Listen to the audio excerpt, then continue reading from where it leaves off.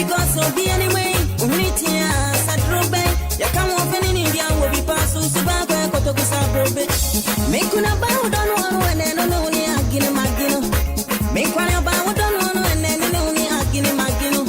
Or the boss shall share me wafumo. And don't miss the boss shall share me wafuma. Okasa wafa me fontin no wupa pepper me say hurry, hurry. Was so boss shall share me no wafumo. Hurry, hurry. Was so boss shall share me no wafuma. Hurry, hurry. Was so boss shall share me no wafumo.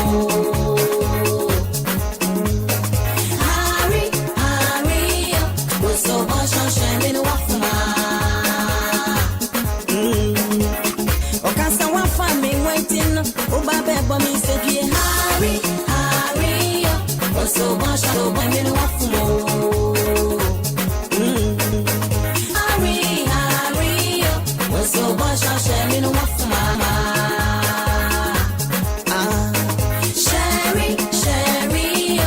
So much on sharing a waffle.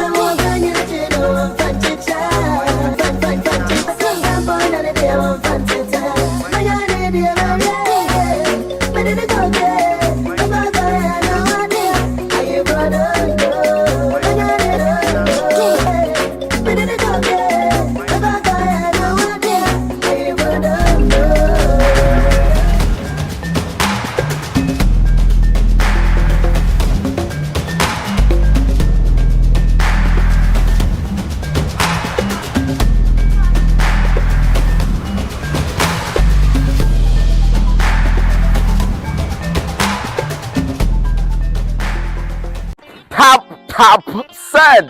Oh, I was my baby, you're from Calabos. The only boss. With oneness. Baby, I will be everywhere I day and everywhere they go. Taptap Send got me covered. If you need to send money or transfer money from Europe, from Canada, from USA, from UK, any part in Europe, you can send it through Taptap Send, and guess what? Oceania, they will receive it right here in Ghana and many countries across Africa. So what are you waiting for? Download Taptap Send now on Google Play Store or App Store. When you download, it's so easy to use. Tell your families, tell your loved ones to download Taptap Send. Okay? But also, when I receive my money, the other tell the world you channel, like my view, no, hey, you crazy. Download Taptap Send now on Google Play and App Store. Taptap Send. It's secure, convenient, easy, and fast.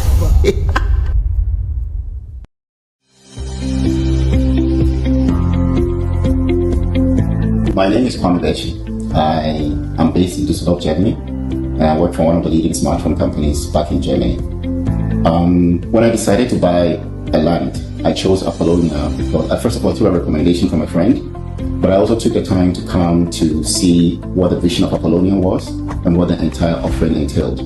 So after seeing the vision of Apollonia, the infrastructure that they had planned, and just the ease of the communication with the Apollonia team, the sales team, and basically everybody else I met here when I came, I felt very comfortable. I felt at home. I felt very well taken care of, and they were able to answer all my questions. And this was way back in 2019. Fast forward to today, I think I've made a very good choice buying land because I wanted to buy land to build the home of my dreams. I want to advise my friends and any viewer who's out there, especially those in the diaspora. I know your pains when it comes to investing in land and property in Ghana, and I have walked this path. And I have to say that this was one of the best decisions I made in Ghana to invest in Apollonia City, because I think the team here is genuine.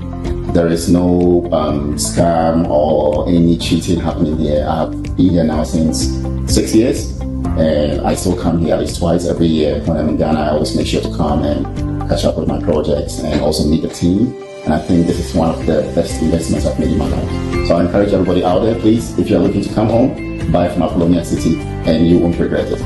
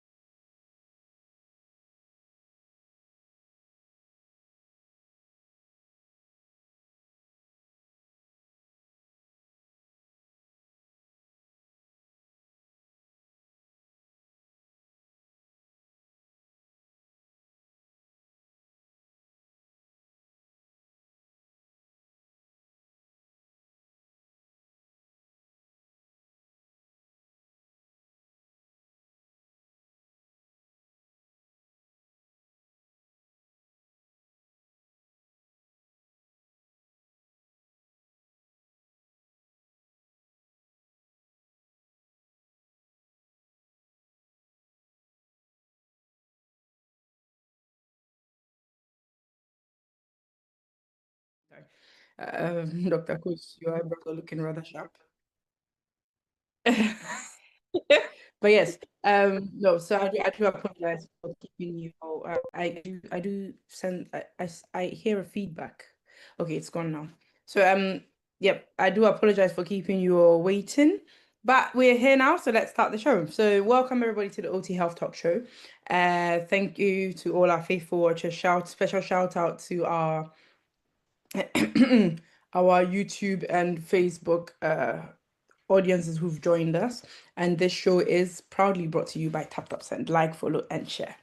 Okay, now that yeah, Fred is saying, now that I've got all the housekeeping things in the way, now I will introduce. Oh, my name is Abina, by the way. For those of you who have just joined, people who know me here know me as Dr. Abina. Yes. But my name is Abina, and together with my sister, my co-host, who is also today's guest speaker, Dr. Akos, we formed the Oasis. So, Dr. Akos, I'm going to hand over to Dr. Akos, who is going to talk to us about your friend is saying about the importance of, no, understanding suicide, not the importance of suicide. Please forgive me.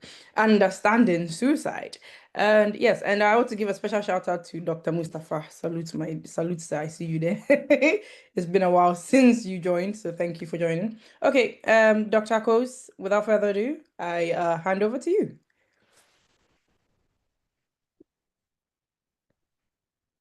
Hello and good evening, everybody.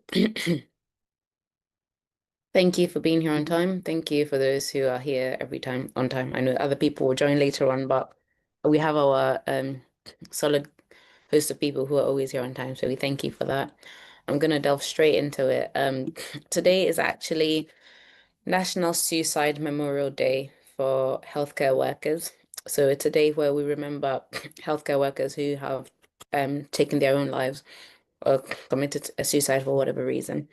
So for that reason, we're honoring the National Suicide Memorial Day, and we're going to talk about suicide awareness and basically just, as Dr. Abna said, the importance of suicide, but it's rather the importance of suicide awareness. So that's what we're talking about today. Right. Beg your pardon, guys. My hay fever's still here. So, right. So suicide is actually the leading cause of death worldwide. And when I say the leading cause of death, what I mean by that is if you think about the reason why people die. So you think about from disease, from accidents. A lot of people, if I were to ask you this question, a lot of people will say they think something like stroke or heart attack, and that might be true in Africa, but I'm talking about worldwide. So the leading cause of death worldwide is actually people taking their own lives. It affects individuals, families, entire communities.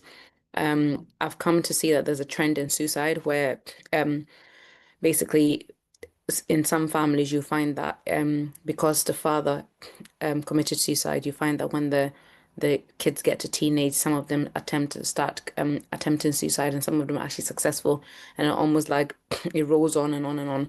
So it can be, it's not something that it's inherited, but it can have a lasting effect. Because if you think about children having role models, and if your role models committed suicide, then it starts becoming an option in your mind as well. Whenever life gets tough, you start to think, oh, is this an option? So yeah, National Suicide Day, like I said, is just to raise awareness, reduce the stigma, and support people who are affected. If any of the topics, any of the things we talk about today, resonate with any of you, please do give us, just message me, DM me, and we can talk about it and we can point you in the right direction as well, especially if you're here in the UK. As I always say, I know not all our audiences are in the UK, so if you're elsewhere, we know people like Dr. Mustafa is in Switzerland, but he's here with us today. So depending on where you are, we know doctors in loads of places. So just get in touch and we will try our best to put you in the right direction of someone who can help you. And I must apologize for this hay fever thing.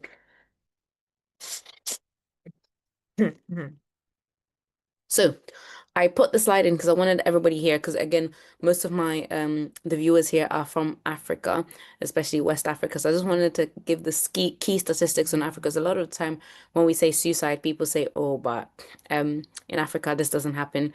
Actually, according to the statistics, it's actually is very prevalent in Africa. So if we just go through the steps here, and that says key stats, not kid stats, sorry. The suicide rate, according to WHO Africa, is 11 people per 100,000 population a year, which is higher than global.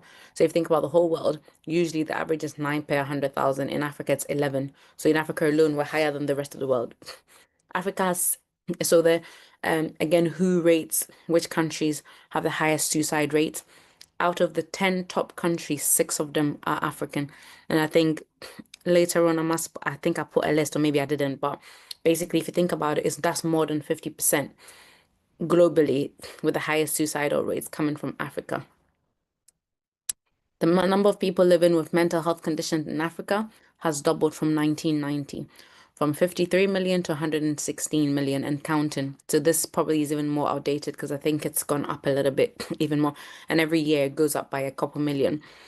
So if you think about, again, when we talk about mental health conditions and we're like, oh, in Africa, we don't have that, or because in Africa, we don't talk about it, it looks like it's not there. But according to WHO statistics, 116 million of people in Africa have mental health conditions.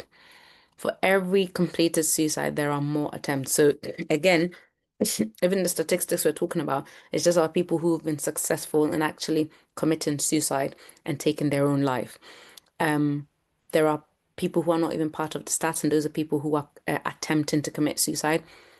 Fortunately, unfortunately, they get found out and then they get, they're not successful in committing suicide. So there are people who are constantly trying to end their lives, and by grace or by some sort of miracle, they're not able to be successful. So the stats in Africa, to most of you, might be shocking, but this is happening out there in Africa. And just because we don't talk about it, because there's not, I think in the Western world, there's so much awareness about it. We're constantly talking about mental health. So I think it's a bit more like, oh yeah, in the UK, we know it happens. But whenever I talk about mental health and suicide in Africa, people are like, oh, that doesn't happen in Africa. But it does. Okay, according to statistics, it does. So it's important for us to know about it and just be aware of it. Right. So suicide is intentionally ending someone's own life. So if you go and if you end somebody else's life, that's not suicide because that's not your own life. It has to be you ending your own life. And in some cases, no matter what the reason is, whether it's, I know that there's something called euthanasia, and those are all different aspects of sort of taking one's life. But if you are the person actively doing it to yourself, then it is known as suicide. It is often linked to mental health conditions. So again, this is what I say to people, that when people are attempting suicide, and a lot of, again, the stigma that comes with it. So family members, a lot of parents, when their kids try to attempt suicide, they don't tend to understand it. And they would say, oh, they're just attention seeking. But if you really think about it, there's no sane person who will attention seek by trying to take their own life. So even if they are trying to attention seek, there's an underlying mental health condition there. And that's going to be either depression, anxiety, substance abuse, you name it. But there's something there that's making this person's brain think it is okay for me to take my own life. It can always be triggered by things. So it can be stress, trauma, or social isolation. So again, this is something to look out for, because some of the triggers might actually be coming from our own families and our own friends. You might be trying to help somebody, but you might actually be triggering them. So again, it's important for us to talk about how not to trigger people, especially if they've got mental health conditions. Well, I just wanted to point out, I'm wearing purple today. My slides are purple. I think I'm matching. This is very nice, isn't it? Right. Warning signs. Telling. So you agree with me. I didn't do it intentionally, but it works. It works. Okay. So what are the warning signs of mental health or suicide? So essentially, when we talk about suicide, we really want to know the initial warning signs will be mental health condition. So it always starts with sort of depression or anxiety. Some people even get what we'll call psychotic symptoms, where people will say things like, I hear voices talking to me, people are telling me things, people are telling me what to do. So it'll always start with something of an abnormal behavior. That's always a trigger point for mental health. For suicide warning signs in itself, talking about wanting to die or feeling hopeless. A lot of people don't just wake up and commit suicide. They will give some warning shots. People will tell you how they're feeling, because there's always a cry for help. And again, I feel like in African communities or in third world countries, this cry for help was always known as, or is always coined as attention seeking. So if your child tells you that they're feeling hopeless, they're feeling like they want to give up in life, that they feel like life is not worth living, is worth listening to that and taking steps. And again, we'll come to the steps that needs to be taken. So withdrawn from friends and family. If somebody is very sociable, somebody's an outgoing person, all of a sudden, they start feeling a bit hopeless, start feeling a bit like, again, like life's not worth living. All the activities they used to enjoy doing, they're no longer enjoying, and they're current, every time that you're going out, they rather just stay home. If somebody has always been like that, for example, I don't really like going out. So if somebody's always been like that, it's not something to worry about. But if there's a change in character, then there's a change in mental capability. So again, it might be nothing, but it's worth checking, having a conversation, just being like, hey, I've realized that you've become a little bit more quiet these days. You don't like going out. Is everything okay? That at that point, that person might give you that warning shot and say something like, oh, I just feel like there's no point, or I feel like life's not worth living. Again, you don't have to deal with that yourself. These are difficult conversations to have. But this is where you can signpost them to somebody like myself or a mental health professional for them to help facilitate that conversation further. Changes to sleep, appetite, and mood. Sleep is a very important one because especially people that hear voices or start hallucinating will start having changes in their sleep pattern. Some of them will say that whenever they go to sleep, they see things or they hear voices. They have nightmares, which then nightmares feel so real that it almost causes them to be so depressed. So sleep is an important one. People not eating, that's almost self-neglect, isn't it? And if somebody's thinking about suicide, they're going to neglect themselves. So again, looking at all these things, increased use of alcohol and drugs. This is a bit more difficult to tell, especially in children, because they're not going to come and do it in your face. But if you start smelling smoke on somebody who you know doesn't smoke, if you start smelling alcohol on somebody, if you start realizing that somebody is always locking themselves up in their room, so these are important things to look out for. Some people will give away, like, so some of their warning shots might be saying goodbye. So I met a young girl once who traveled all the way from England up to Scotland to say bye to her grandmother. So she said, my grandmother's such a lovely person. I wouldn't want to die without saying anything, without seeing her. So she'd been given all the warning shots to her family members, but nobody's really paying attention because she, let's just say it wasn't her first time. She'd done it in the past and everybody was like, oh, she's just doing it again. She's attention seeking again. But this time she got a bus ticket, mega bus, traveled all the way to Scotland, got to her grandma's, spent a day with her grandmother, and left a note in her grandmother's bag, and then traveled back to England, but not back home, back to where she had planned to commit her suicide. Now, luckily, her grandmother had found the letter on time and alerted the police and, healthcare workers and stuff. So while she was on the bus coming back to England, not going home, but going where she wanted to go, police were basically tracking her. Got to the point where she had basically made a rope ready to hang herself in the middle of a woods. She's had an elaborate plan. The only thing is, obviously, her saying bye to her grandmother. Grandmother was attentive enough to realize that, no, this is strange.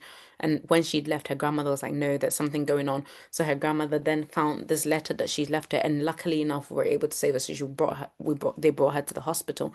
But these are the kind of things that, again, I know it's difficult, but we need to look out for, especially if we can, because we really can save a life. So many deaths have happened that I've seen that have been so many warning shots, just that people are not paying attention. So it's important to pay attention. Oh, yeah. And the next point is even talking or writing about death.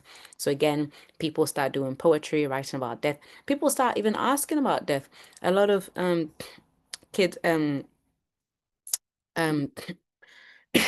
a lot of people will start asking things like oh, a lot of children start asking things like, what's life like after death? Oh, do you know about heaven? Especially the younger kids will start asking parents that. And if it's not something that they usually do, or if it's not obvious that they've been to church and talked about life after death, and it's a very random topic, then, again, something we need to be a little bit more attentive of. Did somebody just write on my screen? Okay. Right, risk factors for suicide, previous suicidal attempt. So there are people who've tried in the past and will try again. So if somebody's tried to take their life in the past, then we need to be a little bit more vigilant on that person. So again, like this girl I was talking about, she tried it in the past. She done it so many times that her family were kind of just like, it's just a cry for help. Like, oh yeah, she's just gonna cut her wrist and nothing's gonna come of it. But those are the ones that we really need to be careful of, because today she's cutting her wrist, tomorrow she's hanging herself, and I'm not even going to say what it is, but because I might give people ideas, but there are some methods that if a person gets to those methods, there's no turning back. Okay, there are some very dangerous methods out there that people use to take their lives, and I'm not going to discuss this on this show today. Okay. Again, we've talked about the risk factors of having a mental health, having a history of trauma. People with chronic illnesses or pain can also get this type of feeling of wanting to take their life away. Again, like we talk about euthanasia. So if you think about people who've been diagnosed with long-term conditions like cancers, and they've been living for a long time but in a lot of pain, a lot of people do think about taking their lives. People in chronic pain, and people with conditions like endometriosis. So this brings to women's health, where it's so difficult to diagnose these conditions, but it's causing people pain, and they think about taking their life because it's causing them mental there's mental aggravation aside the physical illness as well. Unemployment, financial stress. If you think about when we talk about the Wall Street crash and how many people committed suicide when they lost their jobs. So if you think about people, especially if people have a very elaborate lifestyle, paying a mortgage for an expensive house, have an expensive car, have a lot of finance things that they're paying, but because they're working, it's okay. If they suddenly lose their job, they're suddenly going to be in debt. So some people just decide to end their life. And this is again, if somebody's going through a hard time of unemployment or financial stress, is good thing to check up on them. And then another risk factors again when it comes to African communities, the reason why I'm not surprised that 6 out of 10 of the highest risk factors coming in Africa is because we can't talk about it. You can't talk about how you feel when it comes to mental health. You can't talk about wanting to take your life because it's almost a taboo. And there's nobody, you feel like there's nobody out there who's going to understand you or understand what mental health is or how you're feeling. So you basically just keep it in you and it keeps building up, building up, building up till the point where your brain just tells you you need to take your life away. And that's the only solution to any of these problems. So these are the risk factors. Again, we need to look out for if we live with loved ones who might be going through or thinking about suicidal thoughts and things. I'm going to end this and then because I really don't like this. How do I get rid of this? Never mind. Okay. Right, protective factors for people committing suicide are you have to have a strong family and community support. So, like I said, if you're there for some, you don't, it's difficult being your brother's keeper, and you're not going to catch every single of the signs, but even just being there, catching the little signs, if you live with somebody and you feel like they're suddenly not eating or they've suddenly become, and just even realizing those little things, that can make a difference because sometimes a lot of these people who've got mental health conditions and want to take their life is because they feel like number one, nobody cares and there's no point in living. So even sometimes just asking them like, yo, Ama, and then who say when did it like it, what's up? Even just showing them that you care, that can sometimes change their mind and be like, oh, I think nobody's looking, but actually that I've got people who love me and people are looking. So that's a protective factor, okay? So noticing the little things. Again, I think being a mother myself, I know this is easier said than done, but I think noticing the little things about your children, like, your kids come back from school and like they've got a little stain on their trousers that they usually don't have a stain or something, just even commenting on, oh, I can see that today you've got sand in your hair. You must have had a really good time at school. It just makes them realize actually somebody's noticing this, somebody cares about me, as opposed to not showing that you care. And I know again, parents tend to get, especially if you've got more than one kid at home, you might beg your pardon. How do I mute this thing?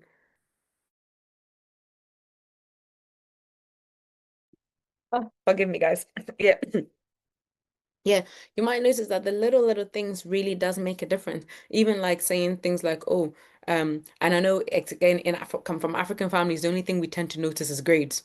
Like, oh, yeah, you got an A, so that's what we're noticing. But even little things like, oh, you know what, you got picked for that musical in school. Oh, you're gonna be that tree in Oliver Twist, and going to actually watch them in the show. And I remember Abana said this that she's never gonna go watch her son if her son's a tree, but you need to go watch them if they're tree, if even if they're rabbit or whatever even if they just have 2 seconds in the show, you just go, being there for them knowing that somebody cares about me, that takes away a lot of your eyebrows are going, whoo.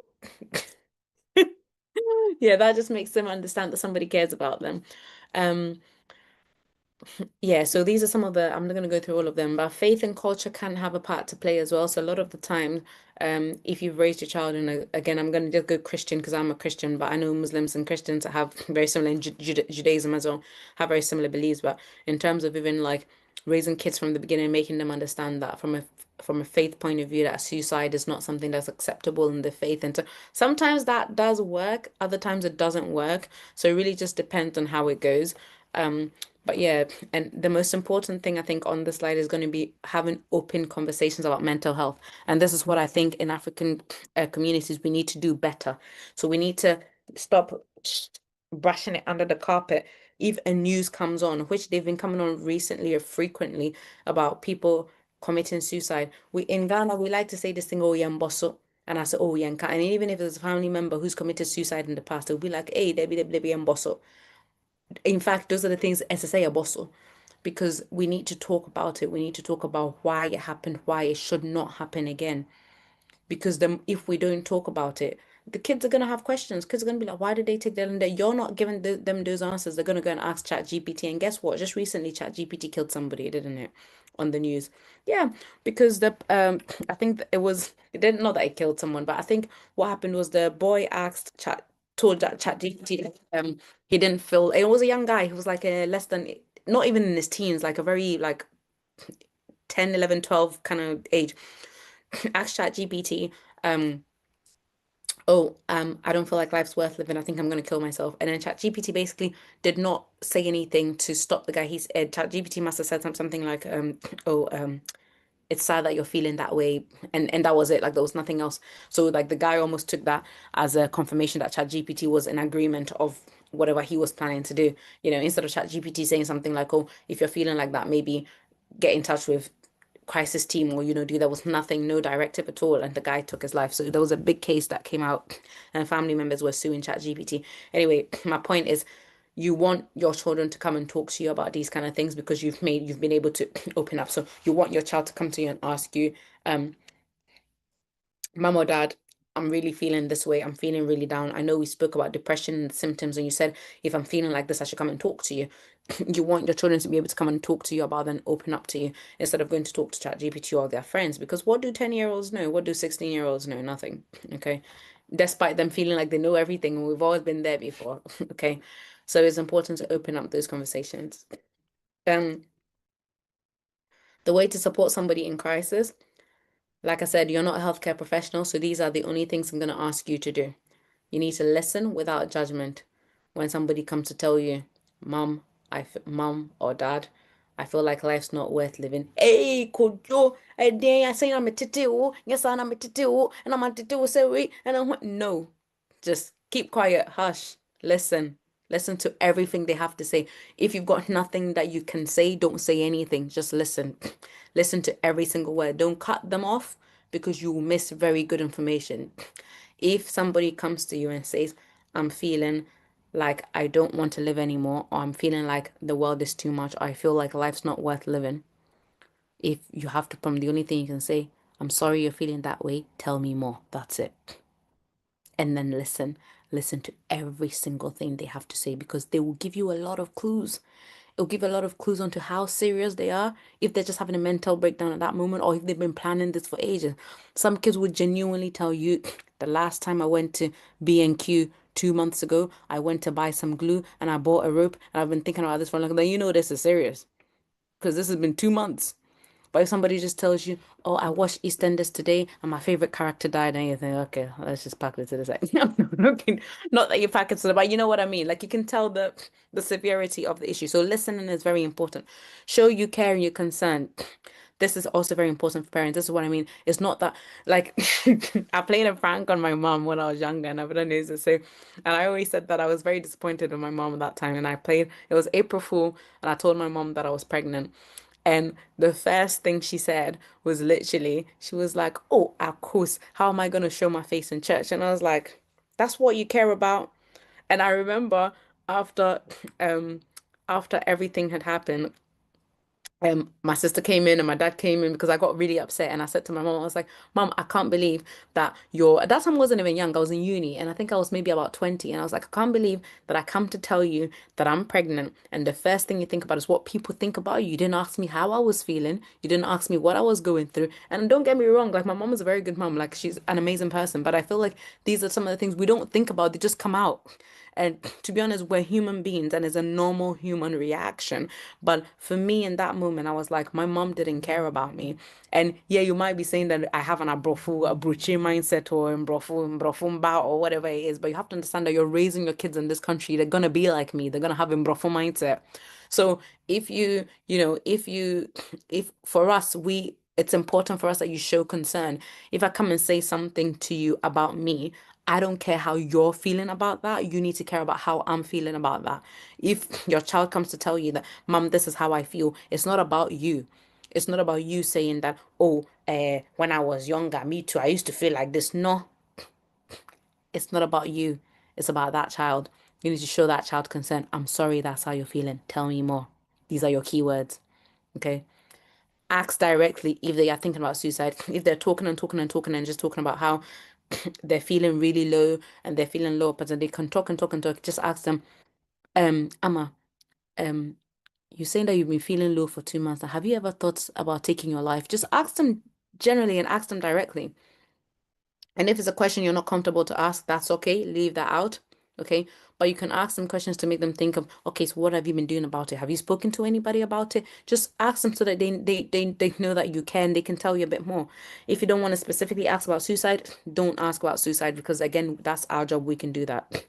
Encourage them for professional help. Say, if you've been feeling like this for so long, thank you for telling me. Thank you for trusting me with this information. But I think that I'm not a professional. Well, I know I'm not a professional, and I think that we need some professional help. I will hold your hand and I'll take you to the GP tomorrow. I have so many Caucasian white people who come to the GP with their kids telling me this is what Katie told me yesterday. This is what Angela told me yesterday. How many black people have had like that? None. I've never, ever, ever had a black parent come to me with a black. I've had black kids come by themselves. I've never had a parent come with them. But that just goes to show you how much of a gap there is because number one, either parents don't know, or number two, either they know and they're not taking it seriously, and kids don't feel like they can bring their parents along to these conversations because kids just feel like their parents are not going to be able to understand where they're coming from. And it's really sad. So I know I'm spending a lot of time on this, but this is very important. I think we need to go through each of them one by one, okay? Do not leave them alone. If somebody has approached you and spoken to you about how they're feeling mental health wise, it just goes to show you that actually, for them to get a lot of people going through mental health don't tend to tell you. For them to come and tell you, it's a huge cry for help. It's a huge, I need help. And at that moment, it's not wise to leave them. You need to stay with them. You need to make sure they're okay. And you need to make sure that if you're really worried about them from the conversations that you've had with them, you need to either get the crisis team involved or you need to go to A&E. And yes, this is one of the reasons you can go to A&E. If you feel like your child is a risk to themselves, if you feel like I'm going to leave this room and Amma is going to jump out of the window, or you feel like I cannot hide all the knives in the house and when I'm asleep, Amma is going to go downstairs and go and cut her wrist. You need to grab Amma's hand and you need to take Amma to A&E. Because again, we will do the assessment. So that comes to my next point where it says call emergency services or crisis hotlines. You can literally type on Google and just put mental health crisis and it'll give you your local crisis number. But for me, that's even to if I'm really worried about somebody and I think somebody is at risk to themselves, I'm taking them straight to A&E and that's what you need to do. Okay. You're going to spend some time in A&E. It's going to be a long time because the mental health questionnaires are long. We hate it. As doctors, whenever they tell me this person is coming with mental health, I know I'm going to spend 2 hours with that patient and I hate it. But it's important. So you need to do it. Okay, fine. Um, in many communities, suicide is seen as shameful and harmful. And a lot of people don't like to talk about it, especially in African communities. We've already spoken about that. So because stigma prevents people from seeking help, that's why we're talking about this today, saying that we need to stop this whole stigma thing. We need to stop saying that mental health, like especially with this African mindset of if you've got mental health problems, wabodam will be or like it's witchcraft or something black magic. No, it's actually a medical condition. And like I always say on this show, if you have a heart disease, you go to the doctor to be cured for your heart disease. If you have a mental health condition, you need to go to the doctor to be cured for your mental health condition. So yes, prayer has a part to play for those who believe in faith and for those who are religious. It does have a part to play, but it's not a singular part. And devotion alone or fasting alone is not going to cure mental health illnesses. That's why God gave doctors brains to come up with things to cure mental health as well. So yes, pray, but also do the necessary. So 5 main steps to remember for preventing suicide. Talk openly about mental health with your loved ones, especially children. Encourage regular health checkups. reduce access to suicidal things, especially when you're with kids. For adults, it's more difficult to do. But if you're with kids, like teenagers, hide things like your knives, blades, especially if you know they're more suicide prone. Yeah, and don't really give them access to be able to lock themselves in their room. Always have access. I mean, they might be able to have keys to their room, but you always need to have a spare. Because if you feel like something's dodgy, you hear a bit of a weird noise and you think, nah, you need to be able to have access to your kids' rooms. Okay. Training community leaders, that's not really for you. That's more for healthcare organizations and people to do that and to promote health, healthiness and support services online. So again, that's for healthcare professionals to do that. So I guess there's more 3 tips for you. If somebody, like I said today, if any of the things I've talked about today has triggered anybody, if anybody has had an experience of suicide or has had suicide in the family, there are things that we can do to help people after suicide as well. Not even just successful suicide. I mean, suicidal attempts can also have a very lasting effect in the family. So, I mean, some families may feel guilty, like in this case that I talked about, you know, especially if your child has tried to give you the warning signs and you've not noticed those warning signs and then they've successfully taken their lives. A lot of families feel a lot of guilt, a lot of shame, anger, confusion. So, you know, it's very important that there's a community support for people who've experienced suicide. We avoid using judgmental languages, especially if you know a friend whose son has committed suicide or daughter has committed suicide. Stop using languages like, oh, say you catch it, say nana di onye. And nana standing down for 4 hours, you know, like again, we tend to do this. Grandparents tend to be the number one because grandparents always feel like they're constantly telling their children how to raise their grandchildren. And when something goes wrong with grandchildren, grandparents will always have the mouth and the lip to say, oh, we told you the way you were bringing it up, Nana was not good. We told you that you were not lashing Nana, and this gentle parenting that you were doing with Nana, see where it has ended you. And now Nana has, you know, so again, you don't kick a man when they are down. Even if you feel like you were right about Nana, it's not the time to tell their parents. I'm sure the parent is already thinking everything that you told them in their head already. So avoid judgmental language. Use supportive terms like died by suicide instead of committed suicide. Because the terms as well, for some people it matters, for some people it doesn't matter. But just be careful how you speak around these people and encourage families, especially African families, to seek counseling and support. Again, that's one thing Africans don't know how to do very well, to use the services available to them. So it's important that we do that as well. So today's key messages are: suicide is preventable, talking about mental health saves lives, support and compassion make a difference. The way in which you talk to people about suicide, the way in which you talk to people about mental health, makes a real difference. And today is National Suicide Memorial Day. Let's remember those who have lost their lives and let's strengthen our commitment to prevent suicide from happening in the future. And I'm going to leave you with this quote: every life matters. Together we can prevent suicide, support survivors, and create hope. So I hope that was a whistle-stop tour to suicide awareness, and I hope that I did not bore you too much. Never. How could you ever bore us? Yeah, thank you very much, Dr. Akos, as always, bringing us, you know, a friend saying words of wisdom. And so we're going to go on a quick commercial break, and then when we come back, as we usually do, we would have the Q&A session. And in this session, for those of you who are aware, for those of you who are not too familiar with the way things work, when we come back, there's a Q&A session. The floor is open, and you can ask questions pertaining to this topic, which is suicide awareness, or any other health topic that you have. So don't go anywhere, and see you soon.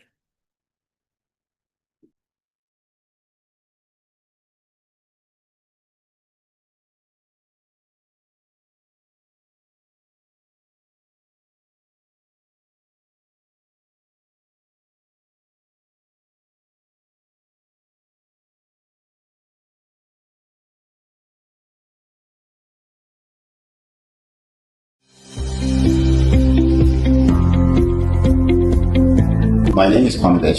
I am based in Düsseldorf, Germany, and I work for one of the leading smartphone companies back in Germany. When I decided to buy a land, I chose Apollonia. First of all, through a recommendation from a friend, But I also took the time to come to see what the vision of Apollonia was and what the entire offering entailed. So after seeing the vision of Apollonia, the infrastructure that they had planned, and just the ease of the communication with the Apollonia team, the sales team, and basically everybody else I met here when I came, I felt very comfortable. I felt at home. I felt very well taken care of, and they were able to answer all my questions. And this was way back in 2019. Fast forward to today, I think I've made a very good choice buying land, because I wanted to buy land to build the home of my dreams. I want to advise my friends and any viewer who's out there, especially those in the diaspora. I know your pains when it comes to investing in land and property in Ghana, and I have walked this path. And I have to say that this was one of the best decisions I made in Ghana to invest in Apollonia City, because I think the team here is genuine. There is no scam or any cheating happening here. I've been here now since 6 years, and I still come here at least twice every year. When I'm in Ghana, I always make sure to come and catch up with my projects and also meet the team. And I think this is one of the best investments I've made in my life. So I encourage everybody out there, please, if you're looking to come home, buy from Apollonia City and you won't regret it.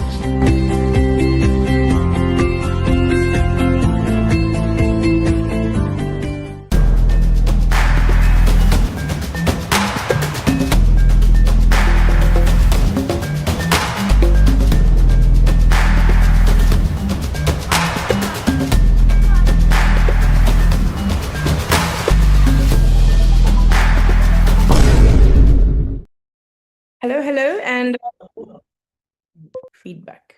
There we go. Hello, and welcome back to the OT Health Talk Show, where Dr. Quiz just took us through suicide awareness, as it is did you say what it was, suicide awareness day for the NHS workers? Yes. So Dr. Quiz just took us through the importance of suicide awareness and how we can be more supportive. So now the floor is open. Now, before I start taking questions, I wanted to say something. So I came across a podcast of, I think, 3 African men, and they were talking about their childhood. And 2 of them, I think the main one speaking was Ugandan, and he said something like his parents never stepped foot in school. What's it called? Parents' evening. They never stepped foot. He just, at some point, he got excluded 7 times. He just felt like his parents didn't care. But some of the rhetorics that the parents would say at home is, they've sacrificed, the money that they would use to buy land or buy a house or do something, and invested it into their school and things like that. So I don't know. I mean, when you were talking about how, sometimes African parents, the way they're harsh, it was only the Nigerian guy who said that he didn't always agree with the way his parents did things, but he's quite grateful for them because they did what they could. And in the comment section, as I always read, a lot of people were bashing the Ugandan boy for how ungrateful he was because he didn't recognize that his parents had sacrificed everything and put the investment in him, and he used his parents not being able to come to the school as an excuse to ruin his life and then throw it back and be like, yo, I felt like nobody cared about me. But you got excluded 7 times. Maybe the second or third time you should have been like, okay, I need to get my life together. So it just kind of like, as you were talking about, particularly as our audiences are African or of African background, it just made me think that maybe there is a world where parents and children, we need to have more seminars or more educative seminars like this, where the children can probably understand just the pressures that the African parents go through in this country, and why sometimes it may seem like they are not able to be there, or not to say they don't care, but they don't, they're not there, and it comes off to us as we don't care. And there's just some kind of miscommunication there all the time. But yeah, it was just something that I just, as you were speaking, I just remembered of that particular scenes. Yeah. And I think it's important. I've put a link on the page. It's a group that I've recently created. So it's a LinkedIn page, but it's basically, and I've spoken about this here several times about how I'm planning to start this organization, and we're kicking it off in October. So we're gonna have our very first event in October. And basically it's called Safe Spaces, but it's similar to what you were talking about, Abna, about where we need a space where both parents and children can come together. The main aim of safe spaces is more aimed at the children, for us to we're a supportive network for African children who might be going through any mental health problems, who feel like they need a bit more support. But in the same way, we're also educating families about how, so the same way I did today about how to the risk factors to look out for, things to look out for, what not to do, what to do. But in the same way, being a safe space for those families to tell us perhaps this is what they're struggling with, or, the reason why they can't support their children like this is because they've got all of this going on. And we understand all of that and we understand how, these things work. But it's about learning how to put all those difficulties, bring them together and to get professional help. And we feel like there's no space that does that for African families. So the link in there is just our LinkedIn page. Just follow it. There's nothing on it at the moment because, as I said, it's brand new. But there's an event coming and flyers are hopefully going to be ready by next week. So I'm going to post them on here for next week. But the first event we're going to do is basically a workshop for parents to understand mental health in kids, the signs to look out for, where they can go to get help. And then we're going to do a second session aimed at children to tell them how to channel their mental health problems into positive things. So yeah, that's watch the space that is coming.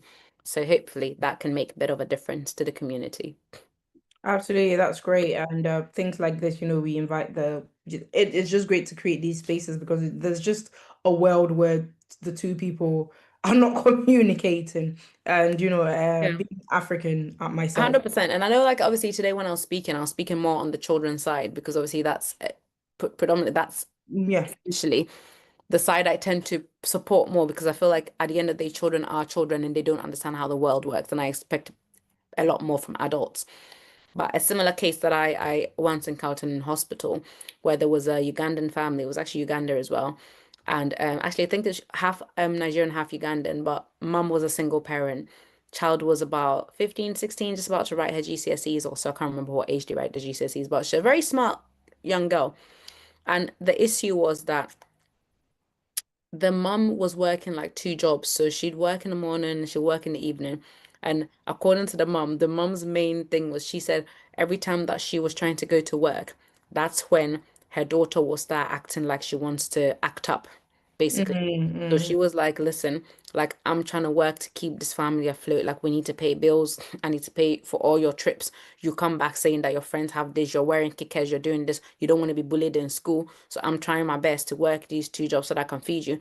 And then you come back and telling me that you're feeling like this, you're feeling like that, you're feeling like you don't want me to go to work. Like stop. And the words that we use are stop being a witch.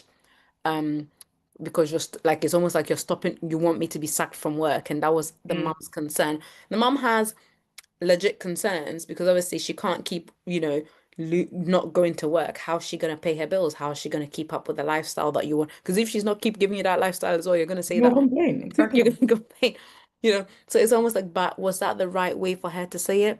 Is that, if you can't support her at that moment, there are other things that you could have done. You could send her somewhere again, bring her to hospital. You can then go to work, where you know that she's safe in the hospital, you're at work. There are things that you can do, but I guess people don't know that there are these services available to them. So this is where obviously safe spaces, the whole idea came from encountering people like this and just being like, okay, there needs to be a safe space for both of these people. Because clearly the child is very angered because she feels like her mom doesn't care about her. But the mom's also very angered because she feels like the child's not understanding of their current situation. And you can understand that both of them have a very good point. So we just need to get an organization which bridges the gap to tell them, hey, both of you have valid points, but we need to sit down, we need to talk about this, we need to see what's going on, and we need to work it out. Absolutely agreed. Okay, before we hijack the show, this part is mainly for our audiences. So we've got a statement, not so much a question from Auntie Liz. So some of the people don't ask. So I think you talked about, when the children come to talk to you or ask, be graceful, be gracious.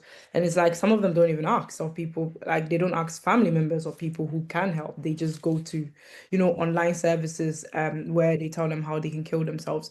And obviously, I'll leave you to talk. Yeah, potentially that's true, but I do also feel that sometimes children, there's a perception. So, and that's this perception that I think being of an African household, there are certain things that straight away I was never going to tell my mother. Whether she was going to react nicely or not, I was not willing to find out. I was not willing to find out because there's that perception that we don't talk about this in our culture, or this is a taboo, or this will make me look like this. So already that perception that's been built is something that I think slowly needs to go away. So as children, sometimes you just don't speak to adults because you feel like they will never get you anyway. Because, so I think personally, I think that's probably the biggest reason why people don't speak to family members or familiar people or people who can help. But yeah, clinic, from your point of view as a doctor, is that what do you No, I think? mean, Dr. Abna, you've hit the nail on its head right there. That's exactly what I was gonna say. And again, like I don't want to paint my mom as like a bad person. I genuinely love my mom and I think she's one of the most supportive people I know. She's the one who's like literally like made us who we are today. And I always say, and the only reason why I even thought that I could go to her and joke about what I joked about is because I felt like she was a reasonable person. But like I said, it was just at that moment I was like, wow, human instincts really got in the way, and and she really did. And I mean, like she did apologize for it, says, and and we sorted out everything in the end and stuff. But it was just one of those things where I was like, um like you say, if it was a typical African household, I don't even think I could have joked with my mom about those kind of stuff. And a lot of my friends always said to me, even growing up, a lot of my friends said to me that, wow, the way you talk to your mom, the way you talk to your dad, not that I talk to them in a rude way, but I'm able to joke with my dad, like even till today. Like I remember one of my doctors at my hospital, at my GP, he's a Ghanaian. And I remember we were talking about autism, and I laughed and I told him, you know what? Yes, last night I told my dad he's got autism. And he's an elderly man, and he stopped and he looked at me and he said, "You told your father he has autism?" And I was like, "Yeah." Because I felt like he was acting a bit weird, and I thought, like, listen, you're acting like you've got autism, and he was literally taken aback. And this is a gentleman who's a GP. He's been working in the UK for more than 40 years.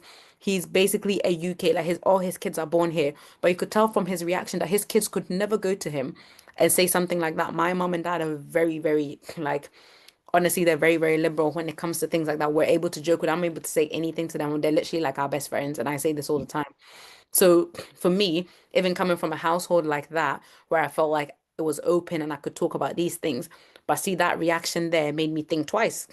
So if I was going through something serious and if I was actually pregnant at some point in life, and I felt like I couldn't go and tell my parents that I was pregnant because I felt like that would be the reaction. So, Abena, you're quite right in saying that kids know. Sometimes it's not even a reaction because honestly, growing up, I have realized that so many things I could have spoken to my mom about and should have been okay. And I would have actually You gained just, that's much my point, but you wisdom, just, but it was just a perception of, oh, yeah, but I was also gonna come to this when I said, without even seeing a reaction. when I was younger, I was always the one to test the waters. But I was always like never. But I was always like, oh nah, they're cool. I was always like, oh, nah, parents are cool. But I was like, me never. Like I was anytime I had a guy friend, I would bring a guy friend home immediately. I was like, until I'm getting married, nobody's coming home. And like that. That's how it's always been. So I've always been the girl to test the waters, whereas Abena has always been like, nah. But that's my point. Like, I guess for Abena, I don't know if it was something that you just felt like you couldn't do, or if it was a perception that you got from their parents. I didn't get that perception from them. But I guess people are different as well. And genuinely, you might have two kids, and one might be like me, who is yap, yap, yap, and open and will just come to you and tell you everything. And one might be like Abena, who will literally not tell you anything unless their feet was hanging off like one piece of thread and they'll come and say, oh, by the way, I injured my feet the other day. And that's the kind of daughter that she was. So I guess the only thing I'm gonna add to that is that you don't wait for them to come to you. And this is the whole point why I'm saying that there are um the things that you should be looking out for. Sometimes you don't have to wait for your child to come to ask you. You just need to go and open that conversation. Because you see the thing that you said, Auntie Liz, about how they don't even come to you, they go straight to online is because you've never had that conversation with them. So how do they know that conversation is open to be had? Like from when I was a kid, from when I was about 8 years old, my mom started talking to me about menstruation. So as soon as I got my menstruation, I knew I could go straight to my mom and ask her. I was like, "What do I do? What do I need to do? What is this? Why is that happening?" I knew I could have that conversation with her because she'd already opened up that conversation even before I'd had my period. But imagine she'd never had that before. And I then realized all of a sudden one day I was bleeding. I might have said, "Oh, I don't know if I can go and tell her this. I might get in trouble because maybe I've done something wrong." Because I always used to climb tree and they told me I shouldn't climb tree. So I might say, oh, maybe today I climbed tree and now I'm bleeding, so I cannot go and tell my mom. But you know what I mean? So sometimes you don't wait for them to come to you. You just need to be like, okay, I'ma sit down. Today we're going to talk about mental health. I've not noticed anything, but I just want you to know that if you start feeling like this, you can come to me. And once you've opened up that door, trust me, they're gonna come to you. So don't wait for them to come. You need to start that conversation. Yes. Okay. Well, it seems like today the audiences are okay with everything that you've said. Nobody has. It's a tense subject.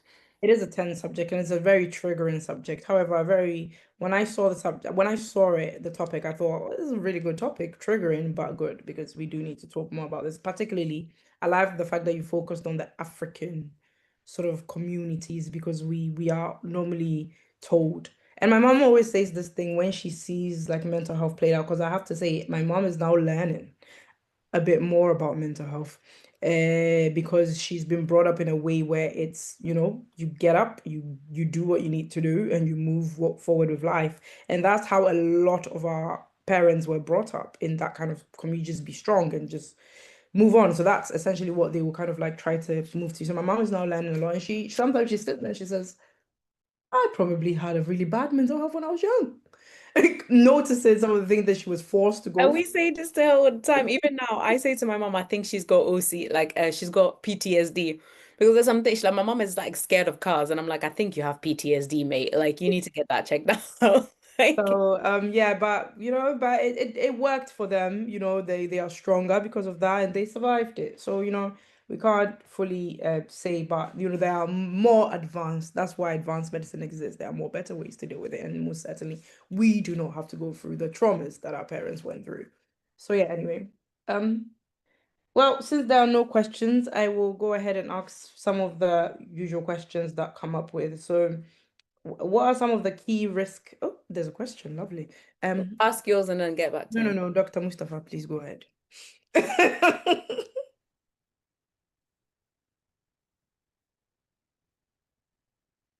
Dr. Mustafa, Mustafa. Mustafa. Yes. Sorry. Thank you very much for giving me a lot of consideration, Abana, for me to ask my question earlier. Um, I'll just ask the question, and at the same time, I would add something to it, and I'll ask the question. You know, I think the realities of um, our parents back then is not the same as the Gen Z realities. Sometimes I think they want to sometimes use the same realities like abana dintia na share them chest out hey pia abana pia like they just want to see so that Abena is coming out. Abena is going to school. When they tell Abena, pick this and bring it to me, Abena is running, picking it up and bringing it. Like that is it. But in this 20, I don't know, first century, our realities are totally different. You, you, then mental health was not also that important because the communities in Africa, they are very well protected. I say that the society itself filters all the mental health problem before it actually gets to suicidal areas. For instance, if they see that you are in the room for a longer time,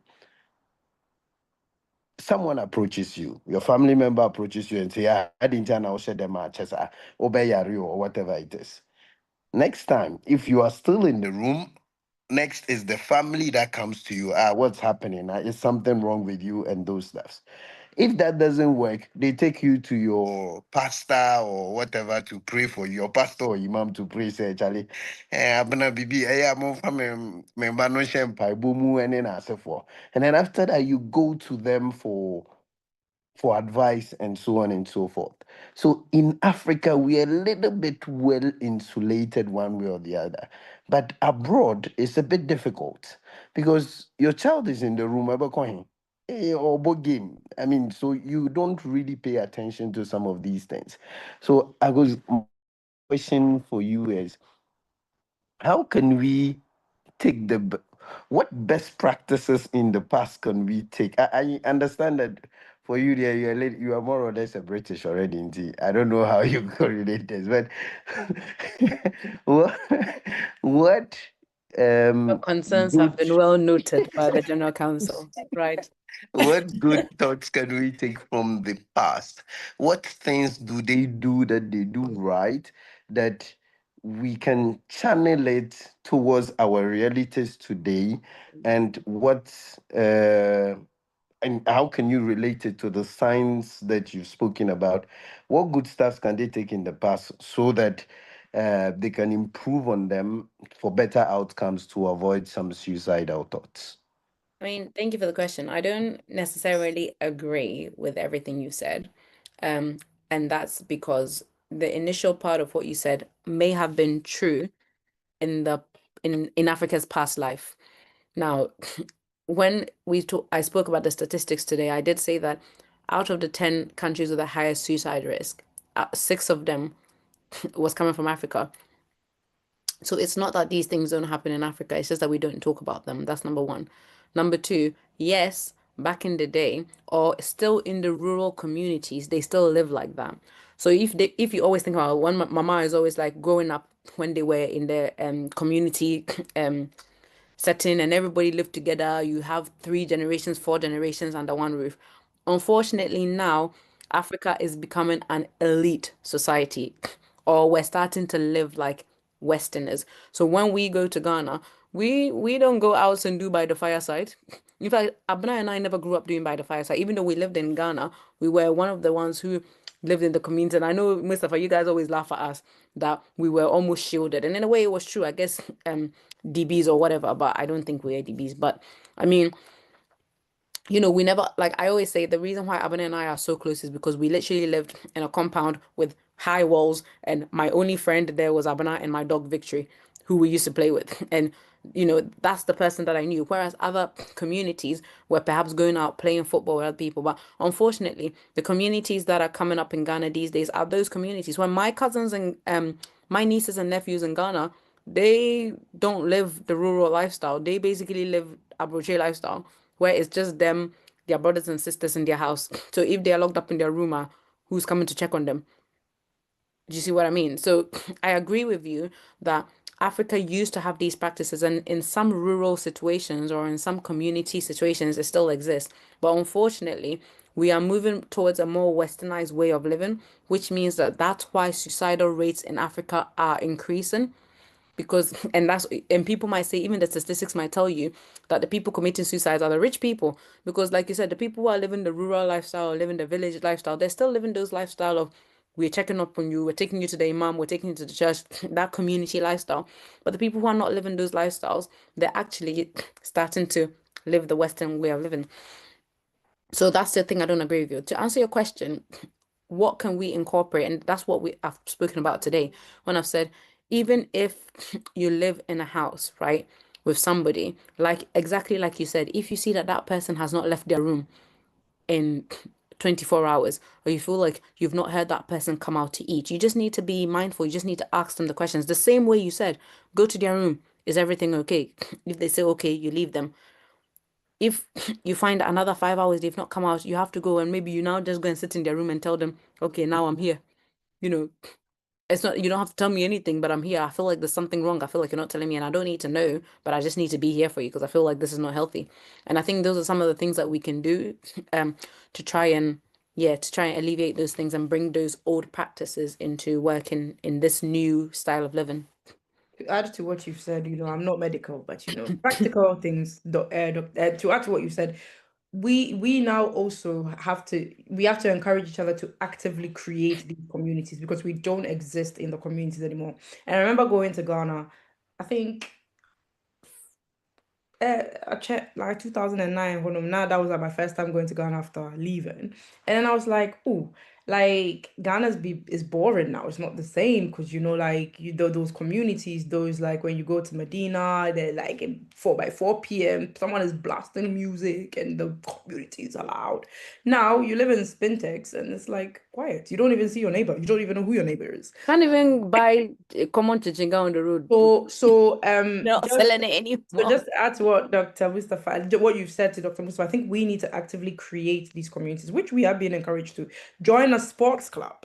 Join I don't know if you're in church, Therefore, singing yeah, band. join a singing band, join an Islamic brotherhood or sisterhood, join something. I think these are the things that we're now being asked to do because you need to create that community yourself because essentially depression it's is you just um like depression creeps in when you are alone. So when you're going through something and you have activities to do or people who are your if Yeah. as was accountability partners, you don't turn up to Thursday Yeah. night Bible study, someone is calling you. I guess me try no, but this, I was gonna say even for example, this also works very well for like the elderly. So obviously, I didn't concentrate on that today. But if you think about the elderly, a lot of the time, people who have become widows, so their wives have died, their husbands have died, their kids have moved away, they've got their own families.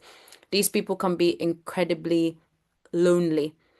And I always say that, and I've always been telling my mom, I was like, you need to join a 50 plus Zumba class because when I'm at work and the boy is at nursery and nobody's at home and you're home by yourself, you start talking to kettles, you start talking to fridges, and you start going mad. But you need to join. Why do you think these old ladies they do bingo?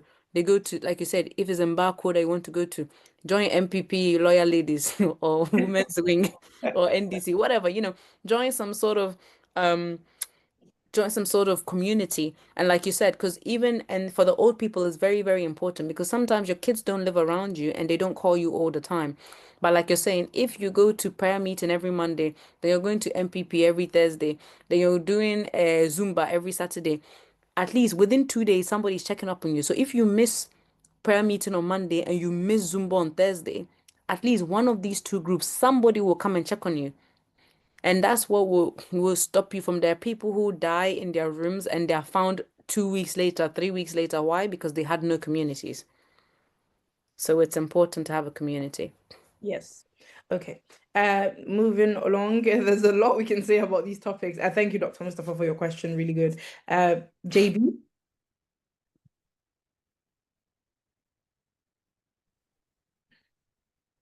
Oh, sorry, JB. Yes, good evening, Mr. Kosia and the sister. Good Now, evening. Good evening. yeah, my question is, I've heard a lot about we African parents, which is true, but some of us, it's like we try our best. Let's say that you and your children, when they were younger, you give them ears, you do things together, you talk together. As they are growing up, they become adults. They don't share anything with you. They don't do much like they used to, which we understand it will happen. Now, if they are having any issues, how can you help? Because it's like they don't give you the chance because when you say anything, it becomes like I'm not a baby. I know what I'm doing, and they're having issues. What will you do? How can you get the relationship that you have before? How can you get it back? I think that's an incredibly important question. And thank you so much for asking that. So I think it really depends on the age. So for example, when, as you say, as they grow older, so when they grow older, sometimes when they get to the teenage years, they start to become a little bit rebellious and they think that they know everything, so they don't want to listen to their parents anymore. That's one stage, and I'll come back to that. But if we're talking about when they get older, like they get married and they have kids and they go off, in those circumstances, I'm not so worried about them because as much as they might not be talking to you, a parent, I'm sure they've got another support network that they're talking to. So they're talking to their husband, they're talking to their friends at work. So, I mean, the purpose of, what we're doing right now is not for those bunch of people because as much as they might lose communication with their family, their mothers and their fathers, we know that they might still have some support networks there. Now, coming back to the teenagers who think they know everything, because we were all there before, that's a very difficult place to be, okay? And again, it's no one answer fits all.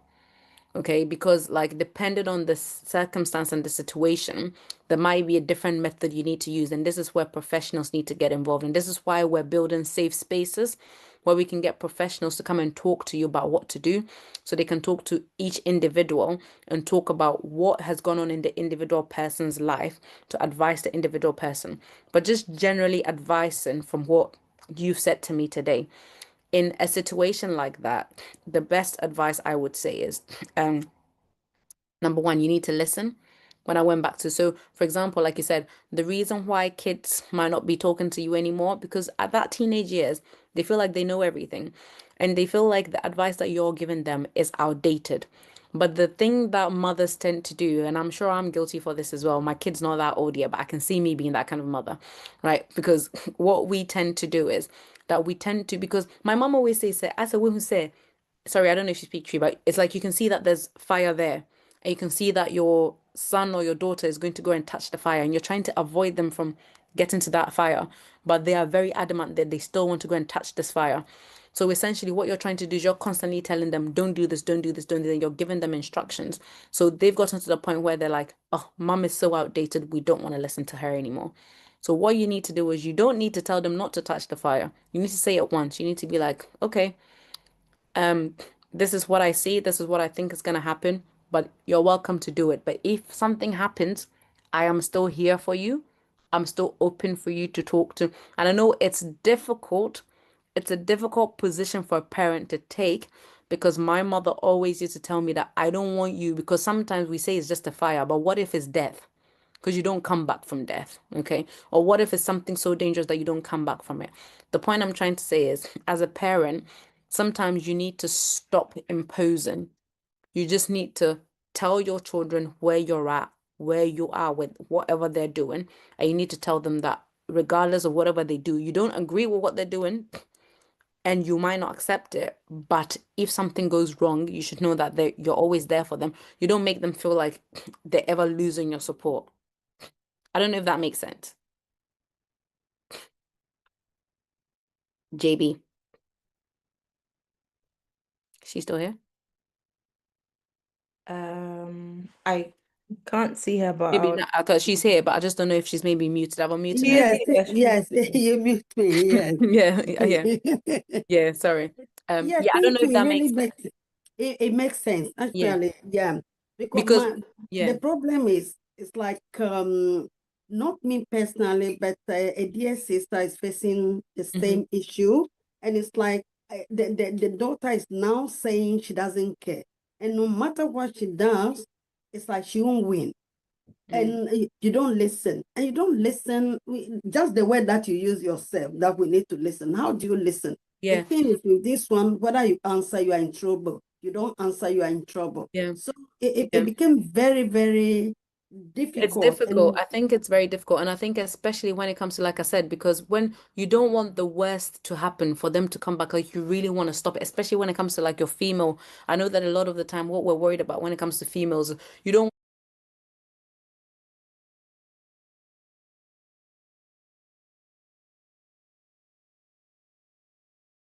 think about is, for example, if you have somebody trusted or somebody that that person looks up to, you can always get that person to talk to the daughter instead. So, for example, like I'll say, when growing up, right, maybe they have a cousin they look up to. Like us, we had cousins that we looked up to, and we always said, oh, I want to be like Sister Pris because she's so cool. I want to be like Sister because she's so cool, right? And we looked up to those people, our cousins who were like older. So sometimes if my mom is saying something that we felt like just didn't make sense, my mom could maybe then go back to those cousins or go back to those aunties that we admire to say, okay, this is what's happening. I really need one of you guys to advise these girls because these girls are not really listening to what I'm saying. That's another way to look at it. Because what you have to remember is that whenever, especially when with females and their mothers, when they get to a certain age, especially that teenage age, there's always going to be that conflict of interest. And they're always going to feel like their moms don't get it. But sometimes you can use a church leader, a youth leader. I mean, we had it as well. I had a youth leader speak to me from my mum. There was a time where I was going a bit wayward, and my mum was like, so my youth leader spoke to me. There were teachers that I liked who's with my cousins, like I said. So if the person has, so again, this is where support network comes in. Sometimes even if the child themselves are doing something. So I remember we used to do a lot of sport. So sometimes our mom used to even be like, tell our sports teachers that, oh, this is what we're doing. And because we like our sports teachers, we aspire to be like them. If our sports teachers were to advise us, it falls on different ears than when your mom tells you. Honestly, it really does. So maybe trying to use somebody else that they admire to advise them, that's also another way that you can go about it. Thank you very much. Okay. Tell your friend or your sister to follow Safe Spaces and sign up to it, because it sounds like they could do with some counseling as well. And obviously all of this is free. So if she really wants some help and some professional help, we can get some professionals to help her as well in terms of advising her and stuff. So Okay, is it on the platform yeah, at the it's just moment? I've put the link on the platform. Okay, all right. Thank Okay. you. No worries. Thank you, JB, for such a great question, and thank you, Dr. Akos. Auntie Comfort. Oh, hello. As always, Dr. Akos. Oh, today too you have a cold, eh? It's my hay fever. I'm not Ah, able to take my hay fever medicines anymore, so I'm okay. dying. Me too, I suffer from hay fever. I don't like taking them because they make me something. Yeah. This is a very important topic, and the conversation must continue in our communities because mental health is stigmatized. So if you mention mental health, it's like, oh, don't mention it. They will think there are mad people in our family. So it has to, I know that for Ghanaians, if something is promoted in the communities, the lot of education and so on, they come to understand, they hold on to it. So it's important that this conversation continues in our communities so that the stigma is reduced. And because of stigma, sometimes people don't even want to come forward to say that they are having challenges. So thank you. I'm just saying that, this is a very important topic you've brought and the conversation needs to follow. Maybe in future you come and talk to us about autism, and because children with autism, we tend to say that we're Jimmy, they were Jimmy Power, which is so sad. And that alone can create mental health issues for that child. Yeah. I actually have a slide on that, and I was thinking of doing that this week, but because it was national, so I've actually done a talk on Okay. autism and ADHD for my sports club, because there are a lot of people being diagnosed with it now, and I think it's Yes. something that's certainly important to talk about. Yes, I Mm. need to do that. I might even do that next week. Yeah, it's become very common. I don't know why, whether it's because of awareness or I think it's because of awareness. I always say I don't think that it was there before. We just didn't know how to diagnose it. Now we're yeah. diagnosing it a lot more, so we're getting it more. But it's not that it's new. It's always been there. No, Like I yeah. said, I think my dad's got autism. And poor children, I say, oh, well, where do you so slow? Yeah. The person is so slow. Oh, where they were Jimmy, where we were Jimmy, oh, Kasakura. It's Yeah. so sad, But I think the thing with autistic people is they're so clever, but they're They just are. socially awkward. And I think that's what my dad has. And I was like, because he's like extremely intelligent. Like but they're very fixated on what they do. Like I Yes, said, yeah. So yes.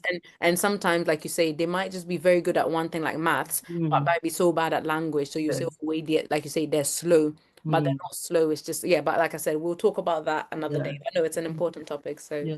Thank you. Thank you, Auntie Comfort, and all healthcare professionals for the work you do in our communities. Thank you, Dr. Akos. Yeah, so I think my original question I was going to ask was just about risk factors. What are some of the key risk factors that may increase in a person's vulnerability? But I think you covered it anyway. So we'll just go straight into sort of message of hope, you've talked about sort of like friends, family, schools. We didn't touch on how schools can support. So perhaps maybe how schools, workplaces. I know that workplaces have occupational support and all of those things. Not necessarily. I'm not in the school system anymore, so maybe as a medical personnel, you would know how schools can support children. And also just the type of professional help that are available, if you can touch on that, and then build it into your message of hope to close us. yeah, schools are doing an incredible job, and that's why I didn't even think I needed to touch on schools, because honestly, schools are amazing. Schools pick up things that parents don't, and that's just because schools they tend to see different side of kids, and a lot of the time things that children cannot do at home, they're able to do at school. Like if children are scared of their parents at home, they feel like they're not free, they're able to do or show more of their character in school. So schools pick up a lot, especially a lot of ADHD and autism is picked up by schools as opposed to picked up by parents. So you can just understand the work that schools are doing. This is why, again, when you talked about the podcast, parent-teacher meeting is very important. Now, I'm not here to bash anybody's parenting style or to say anything, but at least one a year, dear. At least, it's important. It's not just important for the child. And my cousin's a teacher and she's here and I'm not gonna put her on the spot because she'll kill me, but if I were to put her on the spot from a teacher's perspective, she would tell you how important this is because you get to know the progress of your child when they're not at home. You get to know how you can support the child is very important. And yes, you might be able to get the report outside of the PTA, but it's going to be like a written report or like a report over the phone. You need to be sat there. Kojo shemenim. Yes, now we're there in class. That's some sort of reaction because that was the kind of reaction I That's had definitely a trauma response from you. when my mom came to and they said I was talking. I was like, of course, now we're there in our class. And when if next time you go to class and you remember your mom's face when they told you were talking, you just you keep quiet. Do you know what I mean? It's important. Parent teacher meeting is important. I know not everybody can make it. My work as a doctor means I'm probably gonna miss 50% of my children's PTA because I'm gonna be on a night shift, I'm gonna be on a weekend shift, I'm gonna be on some long ass shift from 8 o'clock to 8 o'clock. I'm not gonna be able to make it, but I'm gonna make time. You can take time off for things that are important to you. You need to show your child that they're important to you as well. Taking one day off just to go with your child to PTA meeting is not going to kill you. It's not going to take so much away from you. So I will employ everybody here today. If you've got kids, please, please, please, please. PT, I know they do 2 or 3 a year. I don't know, sister. Maybe you can drop me a quick message in the way to tell me how many you do. But Auntie Liz, Jack, I'm in Pesa. Me too, I'm not taking my.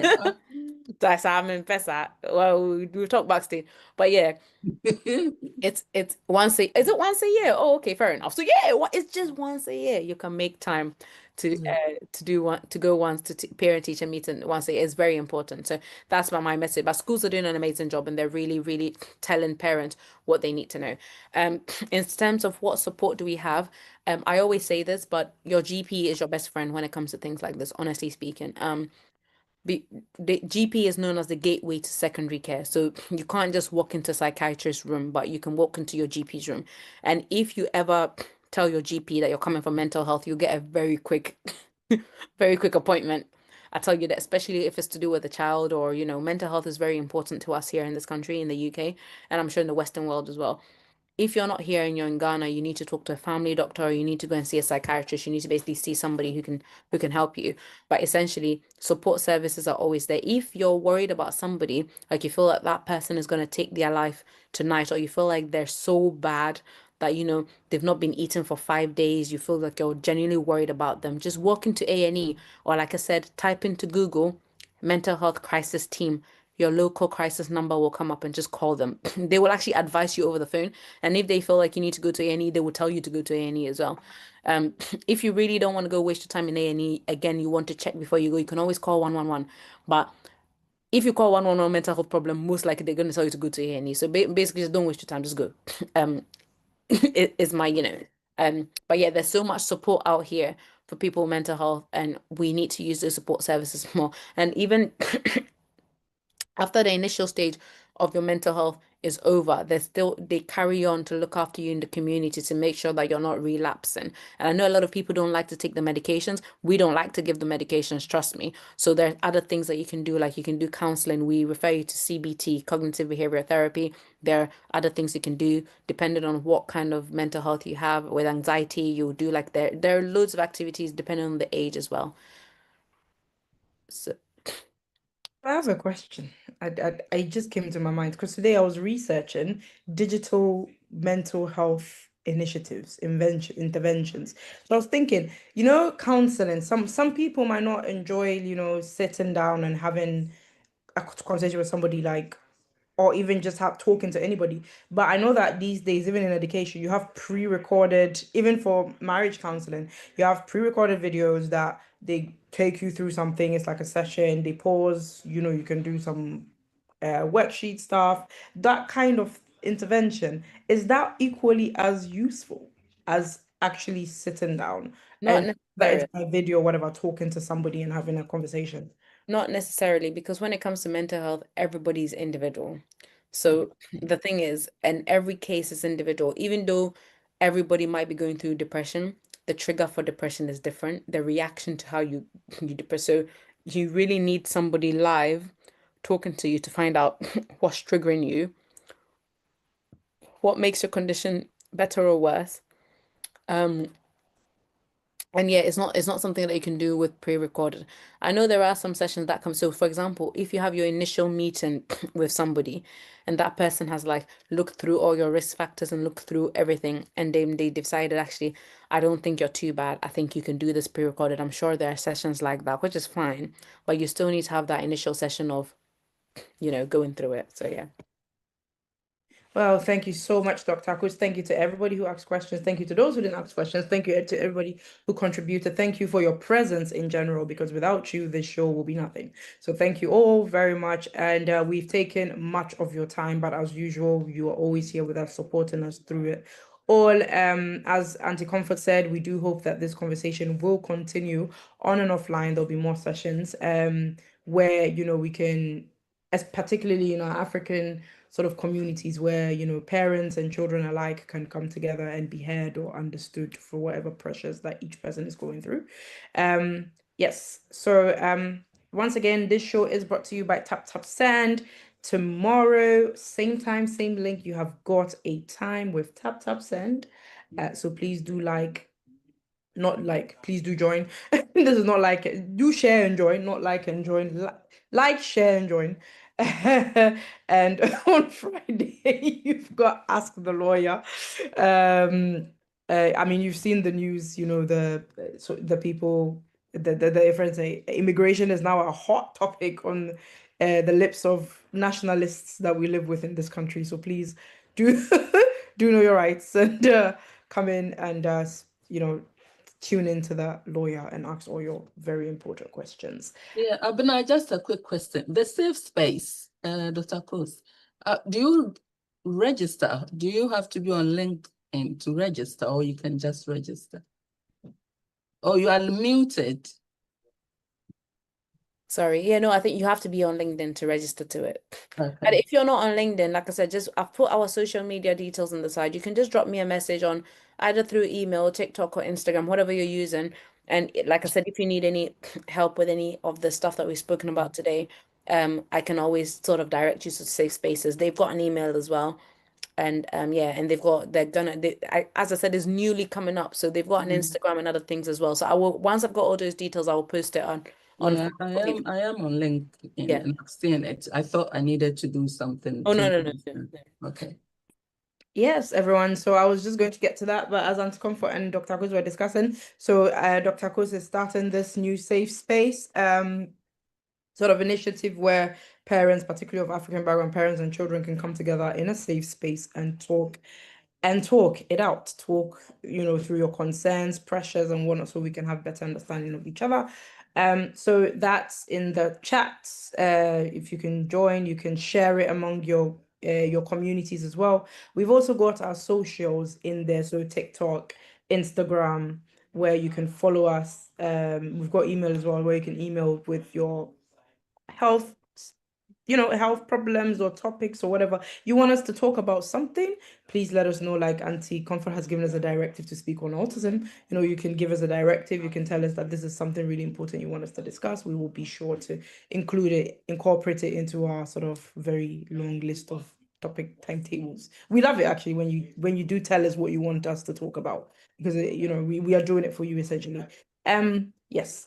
Dr. Cruz is looking at me like, okay, time. I'm done. I'm so done. Thank you, everyone, for your time.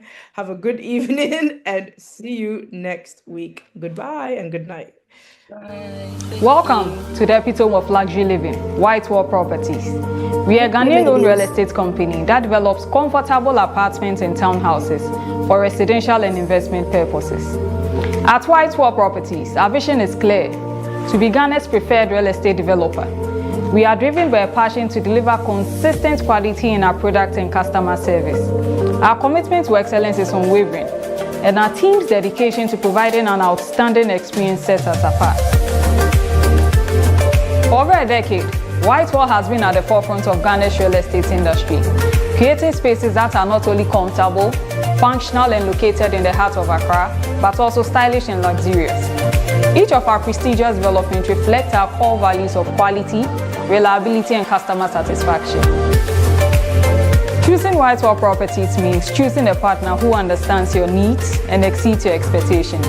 We are proud to contribute to Ghana's real estate landscape, offering homes and investment opportunities that are second to none.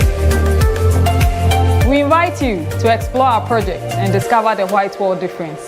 Contact us today to learn more about our development and how we can help you find your perfect home. Visit whitewallproperties.com or call us.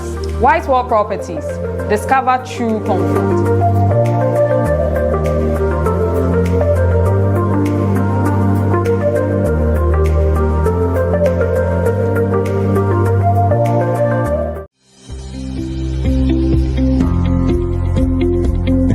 My name is Akosua. I am based in Düsseldorf, Germany, and I work for one of the leading smartphone companies back in Germany. When I decided to buy a land, I chose Apollonia because, first of all, through a recommendation from a friend, but I also took the time to come to see what the vision of Apollonia was and what the entire offering entailed. So after seeing the vision of Apollonia, the infrastructure that they had planned, and just the ease of the communication with the Apollonia team, the sales team, and basically everybody else I met here when I came, I felt very comfortable. I felt at home. I felt very well taken care of, and they were able to answer all my questions. And this was way back in 2019. Fast forward to today, I think I've made a very good choice buying land because I wanted to buy land to build the home of my dreams. I want to advise my friends and any viewer who's out there, especially those in the diaspora. I know your pains when it comes to investing in land and property in Ghana, and I have walked this path. And I have to say that this was one of the best decisions I made in Ghana to invest in Apollonia City, because I think the team here is genuine. There is no scam or any cheating happening here. I have been here now since 6 years, and I still come here at least twice every year. When I'm in Ghana, I always make sure to come and catch up with my projects and also meet the team. And I think this is one of the best investments I've made in my life. So I encourage everybody out there, please, if you're looking to come home, buy from Apollonia City and you won't regret it.